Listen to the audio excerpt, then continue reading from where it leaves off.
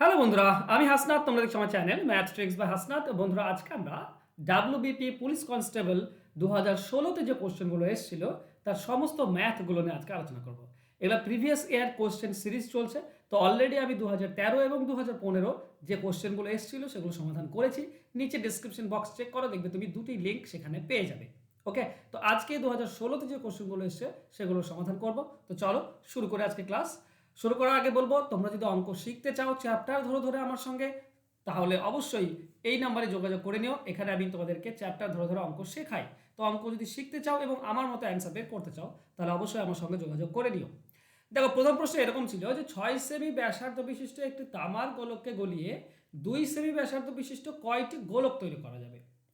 তার মানে এখানে গোলকের আয়তন আমাদেরকে বের করতে হবে, আর গোলকের আয়তন দুটির ক্ষেত্রেই সেম। তো এই ধরনের অঙ্কগুলো বের করার যে নিয়ম সেটা হচ্ছে, এর আয়তন কি বলতো, 4 পাই আর কিউব। তো 4 পাই তো আমার দেওয়ার দরকার নেই, আর কিউব দেখবো। তো প্রথমটার আয়তন কত হবে, আর কিউব। তার মানে হচ্ছে 6 × 6 × 6, মানে 4 পাই। এটা উপরেও ক্ষেত থাকবে। এটা বড়টার আয়তন। ছোটটার আয়তন দিয়ে ভাগ করলে কতগুলি হবে সেটা পেয়ে যাবো। তো ছোটটির আয়তন কত হবে, ছোটটির ব্যাসার্ধ হচ্ছে 2। তো ছোটটার আয়তন হবে 4 পাই আর কিউব।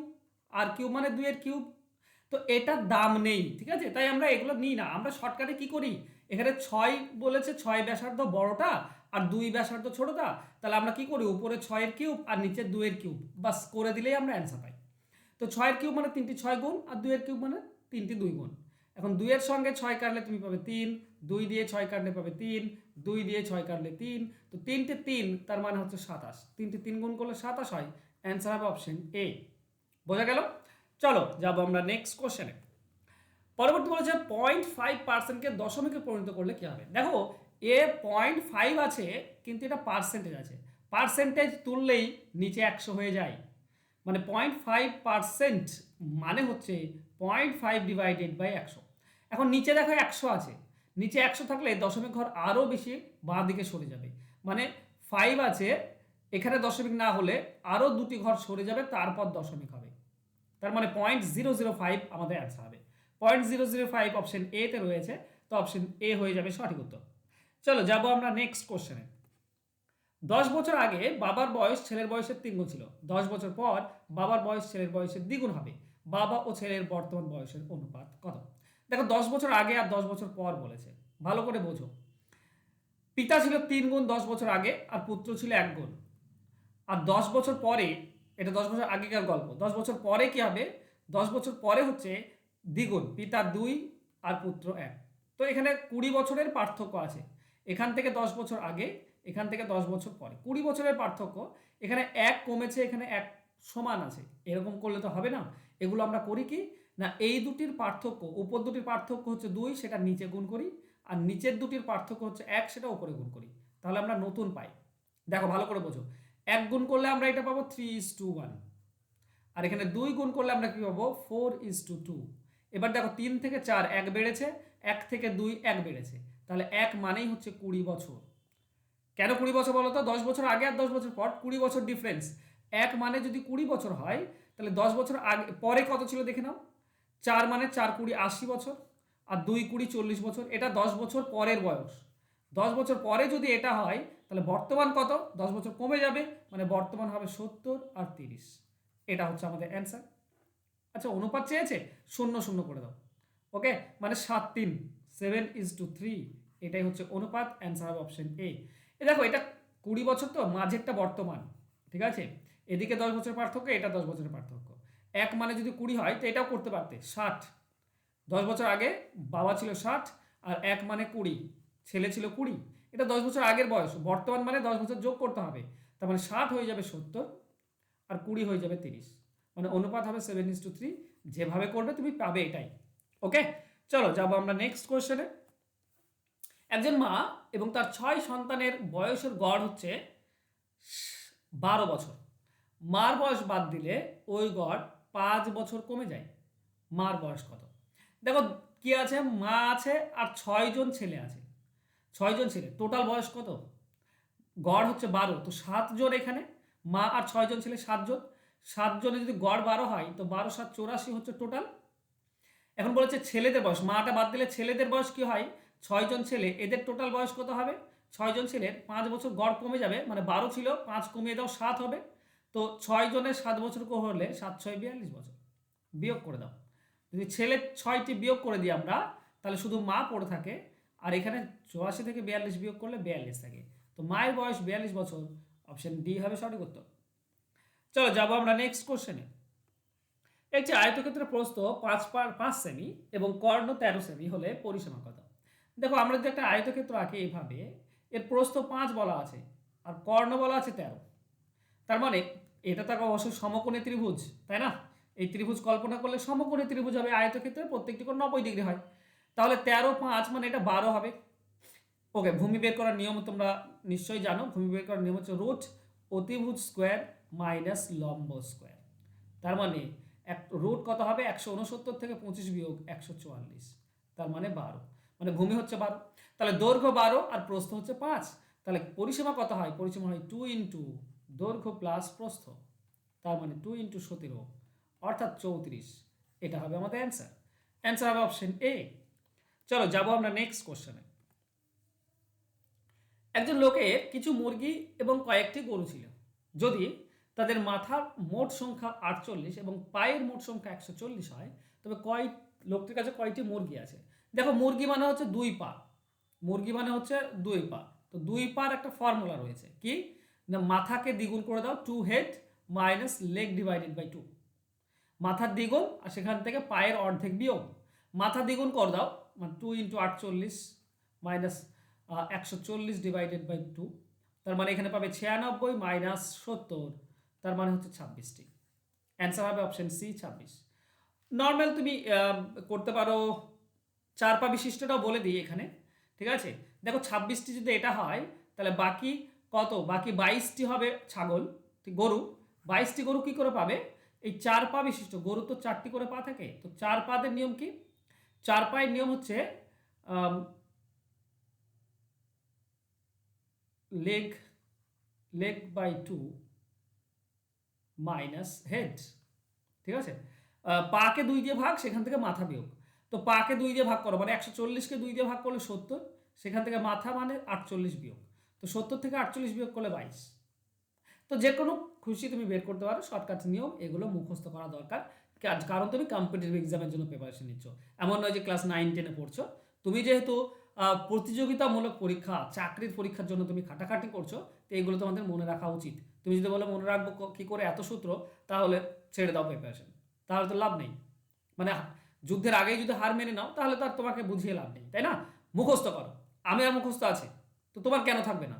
অবশ্যই থাকবে, তবেই তো তুমি একটু এগিয়ে থাকবে, তাই না? তুমি বেশি মুখস্থ করবে, বেশি প্র্যাকটিস করবে, বেশি জানবে অন্য কাছ থেকে বেশি, তবেই তো তুমি এগিয়ে থাকবে। না হলে তো সে অন্যদের মতো হয়ে গেল, অন্যদের মতো হার মেনে নিয়ে বসে থাকা, সেটা তো হয় না।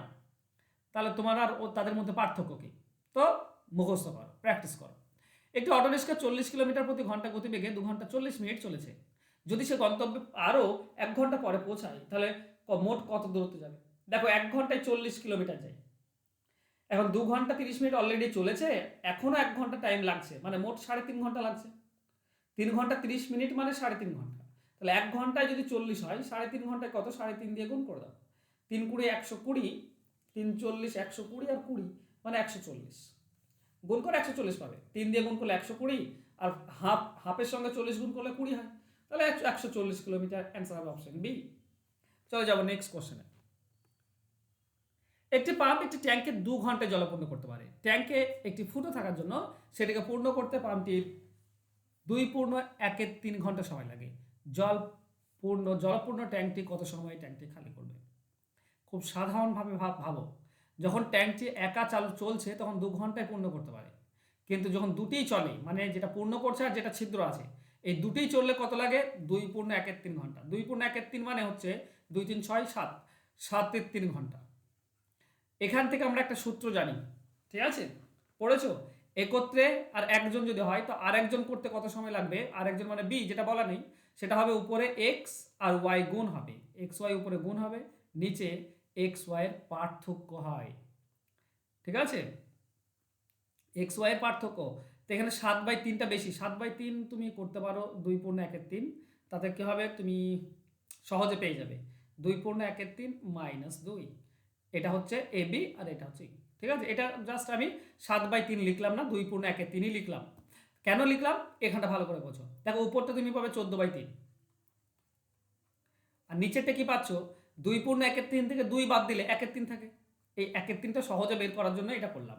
ঠিক আছে, তাহলে আমরা পাচ্ছি 14/3, 1/3 নিচে আছে, উপরে নিয়ে গেলে 3/1 উল্টে যাবে, 3 3 কেটে যাবে, থাকছে 14। তো 14 ঘন্টা, এটাই হচ্ছে অ্যান্সার। অ্যান্সার হবে অপশন ডি। চলো যাবো নেক্সট কোশ্চেনে। একটি জমি 18,700 টাকায় বিক্রি করলে জমির মালিকের 15% ক্ষতি হয়। কত টাকায় বিক্রি করলে 15% লাভ হবে? মনে রেখো, যদি 100% দাম হয় তো 15% ক্ষতি মানে বিক্রি করছে 85%-এ, আর 15% লাভ মানে বিক্রি করতে হবে 115%-এ। এই যে বিক্রি করেছে 85%-এ, সেটা বলা আছে 18,700, মানে আমরা বলতে পারি 85% সমান হচ্ছে 18,700। 1% হবে 18,700-কে 85 দিয়ে ভাগ, তাহলে 115%, যেখানে 15% লাভ আছে, 115% কত হবে? চলো কাটাকাটি করো। এটা 5 দিয়ে কাটলে 17, এটা 5 দিয়ে কাটলে 5 × 20 = 23, 17 দিয়ে এটা কাটছো, নিচে 8 আছে, 11 দিয়ে যাবে, মানে 1100। 23 আর 11 কত হবে? দুটি শূন্য চলে আসবে, 11 3 33, 3 হাতে 3 থাকবে, 11 2 22 আর 3 25, 25,300। অ্যান্সার হবে অপশন সি। যে করেছে ঠিক করেছে। চলো নেক্সট কোশ্চেনে যাব। দুটি সংখ্যার যোগফল 45, সংখ্যা দুটির বিয়োগফল, যোগফলের 9/1 তাহলে লসাগু কত? দেখো যোগফল বলা আছে সরাসরি 45, বিয়োগফলটা কত? বিয়োগফল হচ্ছে 9/1। তো 45কে 9 দিয়ে ভাগ করলে 5 হয়, 1 ভাগ হবে 5। এখন যোগফল আর বিয়োগফল হলে বন্ধুরা বড় সংখ্যা হয় যোগফল প্লাস বিয়োগফল /2, এটা হচ্ছে বড় সংখ্যা, মানে 50কে 2 দিয়ে ভাগ 25। ছোট সংখ্যা হয় যোগফল মাইনাস বিয়োগফল /2, তার মানে 40 থেকে 2 ভাগ করো 20, এই হচ্ছে ছোট সংখ্যা। তো 25 আর 20 এর লসাগু কত হবে? দেখো 25 আর 20 লসাগু হচ্ছে 100, মুখে মুখে না পারলে করে নাও। 5 দিয়ে ভাগ করলে 5, 5 দিয়ে ভাগ করলে 4, আর যাচ্ছে না তো 5 5 25, 5 4 100, তো লসাগু হবে 100। অ্যান্সার হবে অপশন সি, এটাও ঠিক করেছে। চলো যাবো আমরা নেক্সট কোশ্চেনে। একটি ঘড়ি প্রতি ঘন্টায় 5 সেকেন্ড স্লো হয়ে যায়। যদি রোববার দুপুর 12টার সময়, দুপুরে মানে 12টা, ঘড়িটির সময় ঠিক করে দেওয়া হয়, তবে সোমবার দুপুরে মানে পরের দিন দুপুরে ঘড়িটি কত সময় হবে? দেখো রবিবার দুপুর থেকে সোমবার দুপুর পুরো 24 ঘন্টা, তো 1 ঘন্টায় 5 সেকেন্ড স্লো হয়, তাহলে 24 ঘন্টায় কত স্লো হবে? 120 সেকেন্ড। 120 সেকেন্ড মানে আমরা বলতে পারি 2 মিনিট, তো 2 মিনিট স্লো হয়ে যাবে। তাহলে সঠিক দেখাবে কোনটা? 11টা, দুপুর 11টা 58 মিনিট, 2 মিনিট কম দেখাবে।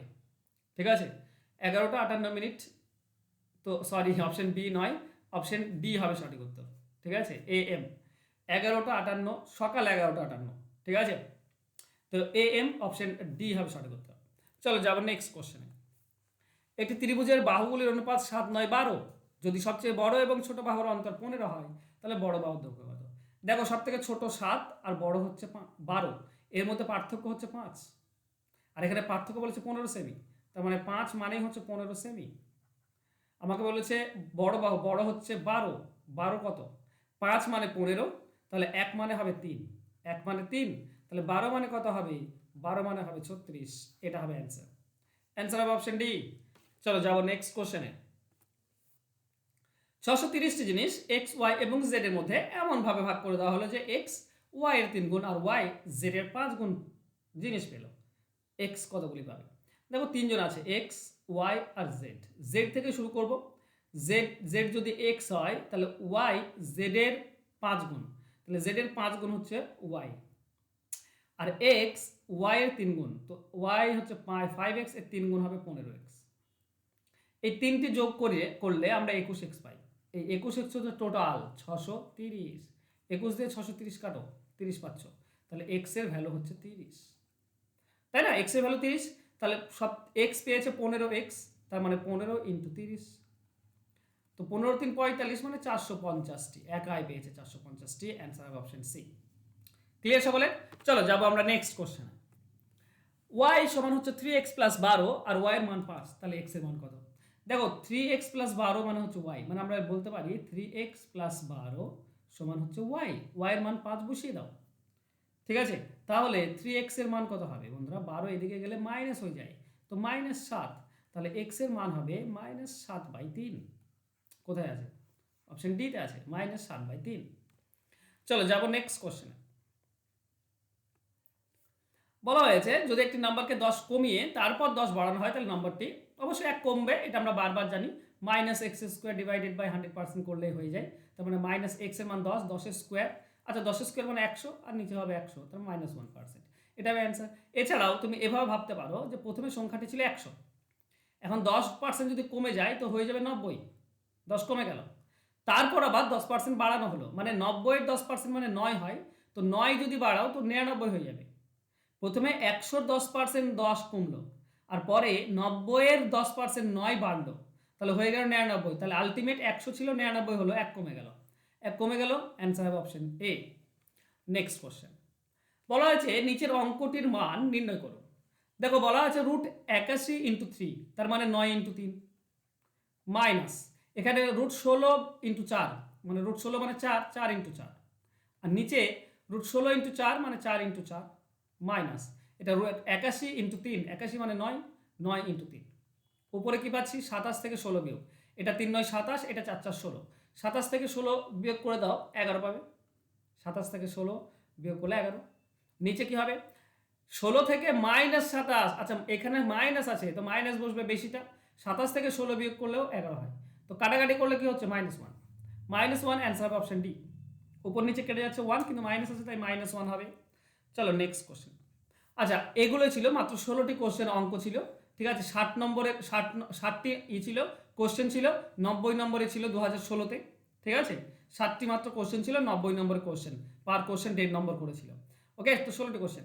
তোমাদেরকে বলি তোমরা যদি ডাব্লিউপির জন্য খাটছো, ডাব্লিউপি বা ক্লার্কশিপ বা মিসলেনিয়াস কিংবা এসআই কনস্টেবল, কেপিএসআই, এই সমস্ত পরীক্ষার জন্য যদি খাটছো তাহলে তোমাদেরকে অঙ্ক মাস্ট শিখতে হবে। আর যদি অঙ্ক না শেখো তাহলে কোনোদিনও তোমার চাকরি হওয়া সম্ভব নয়, কারণ অঙ্ক এমন একটা সাবজেক্ট, ও ডিসাইডিং সাবজেক্ট। অঙ্ক, ম্যাথ এবং ইংলিশ, ম্যাথ অ্যান্ড ইংলিশ, এখানে তোমাকে ভালো হতে হবে। তো ম্যাথ আর ইংলিশ ভালো হওয়ার উপায় কি? অঙ্ক শিখতে হবে ভাই, বাস এইটুকু কাজ। তো অঙ্ক শেখো না, মাত্র 299 টাকা, 6 মাস ধরে অঙ্ক শিখবে আমার কাছে তোমরা, চ্যাপ্টার ধরে ধরে। তো অঙ্ক শিখতে অসুবিধে কোথায়? না হলে তুমি অন্য জায়গায় 3000 টাকা দিয়ে শিখতে পারো, অফলাইনে গিয়ে 3000 টাকা দিয়ে শিখতে পারো, সপ্তাহে 1 দিন কিংবা 2 দিন ক্লাস দেবে। আমি সপ্তাহে 3 দিন করে ক্লাস করাই, পুরো 6 মাসের জন্য 300 টাকা, মান্থলি 500 600 বা 1000 টাকা করে দেওয়ার দরকার নেই, মাত্র 300 টাকায় পুরো কোর্সটা তুমি পেয়ে যাবে। তো এর থেকে কম পয়সায় তোমাকে কেউ শেখাবে না, আর যদি শেখায় তো অবশ্যই সেখানে শিখবে। অঙ্ক শেখাও, অঙ্ক শেখাটা জরুরি, কারণ অঙ্ক তুমি যতদিন না শিখবে ততদিন তুমি পিছিয়েই থাকবে অন্য থেকে। তো নিজেকে পিছিয়ে রেখে কোনো লাভ নেই ভাই, নিজের ভালোটা ভালো করে বোঝার চেষ্টা করো, ঠিক আছে। তাই ভর্তি হয়ে যাও এবং অঙ্ক শেখার চেষ্টা করো। আমি রয়েছি, আমি হয়তো 50% তোমাকে দিলাম, তুমি 50% দিয়ে আমাদের দুজনের 100% করে নাও না। দোষ দোষ কোথায়? ক্ষতি কোথায়? আলটিমেট লাভটা তোমারই হবে। তো যদি ক্ষতি না বোঝো, লাভ বোঝো নিজে, তাহলে ভর্তি হয়ে আজই অঙ্ক শেখা শুরু করে দাও, ঠিক আছে। এই ব্যাচটা অলরেডি শুরু হয়ে গিয়েছে, তো তাড়াতাড়ি যোগাযোগ করো, ফোন নাম্বার দেওয়া আছে। দেখা হবে নেক্সট ক্লাসে। ক্লাস যদি ভালো লাগে অবশ্যই লাইক, কমেন্ট এবং শেয়ার করে দিও। বাই।